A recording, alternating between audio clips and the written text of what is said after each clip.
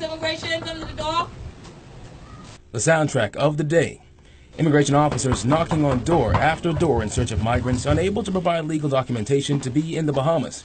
This after authorities were left baffled by the discovery of an empty sloop large enough to carry up to 250 people was discovered on the shoreline of southern New Providence on Saturday. And despite being a stone's throw away from the Defense Force base, there was no sign of anyone who traveled to the Bahamas on this vessel. But come Monday morning, both Defense Force and immigration officers had boots on the ground as they cut through bushes and tracked long dirt roads in search of any illegal migrants. Teams searched far and wide from Rock Crusher near the Chippenham area to Adelaide in the north. That's my... I need a photo ID with your name on it. That's mine. Good morning. Yeah. Sherry. To areas off Carmichael Road. To get to one shantytown deep in bushes off Carmichael, the drive along the dirt road took nearly 10 minutes. And when we finally arrived at the village, teams began their roundups. One woman took off running, but officers soon found out she was in search of her documents. However, this man sitting comfortably in this Haitian club wasn't bothered producing his permit. However, it turns out it was expired. On the other side of this village, a whole community. Officers apprehended some like this woman, who was visibly shaken but didn't put up a fight as she grabbed her child's belongings and proceeded to the bus. And a few more will be taken in this community.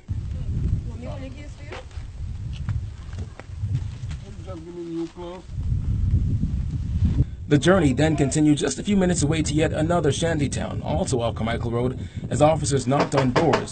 Many times they were greeted by children, most of them no older than 7 years of age. This woman, unfazed, told officers she was straight.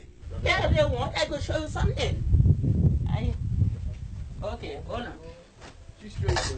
Look, I have my son make baby.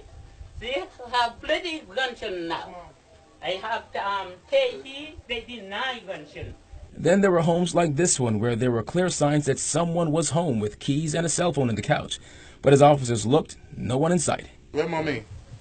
Where mommy? She died. Your mommy go on the female Haiti. Sherry, who live here? Huh? Who live here? Yeah. I think that's the lady going out. She going out? Yeah. She leave every day, man. She gonna leave her school, her skis here. Huh? Her house skis here, her phone here. You think? The four shoes even. No, there you want. You sure? There, yes, I sure. Officers then had their work cut out for them in this house, as a man tried to hide in the closet and put up a fight when asked to come out. We get every day?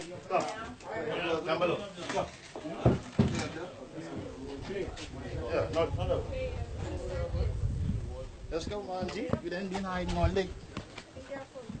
And in the home next door, a woman who ignored the knock and calls of immigration officers until eventually someone spotted her.